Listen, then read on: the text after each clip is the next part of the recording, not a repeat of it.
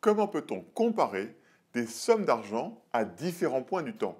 Eh bien, en utilisant la notion d'actualisation. Imaginons que le taux d'intérêt nominal est de 5% par an.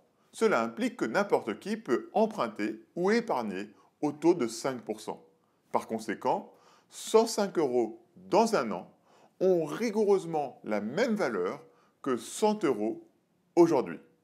De manière plus générale, le taux d'intérêt nominal I implique que 100 euros aujourd'hui ont la même valeur que 1 plus I fois 100 euros dans un an, ou encore 1 plus I au carré fois 100 euros dans 2 ans, ou encore 1 plus I puissance t fois 100 euros dans t années. Prenons le problème à l'envers. Quelle est la valeur actuelle de 250 euros perçue dans t années? Eh bien, la valeur actuelle de 250 euros dans t années est tout simplement de 250 divisé par 1 plus I puissance t, euros. En effet, 250 divisé par 1 plus I puissance t, euros, aujourd'hui, ont la même valeur que 250 euros dans t années.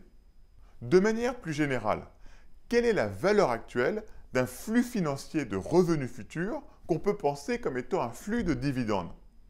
Eh bien, pour chaque date petit t, le dividende dt qui est perçu à cette date peut être actualisé en étant divisé par 1 plus i puissance petit t.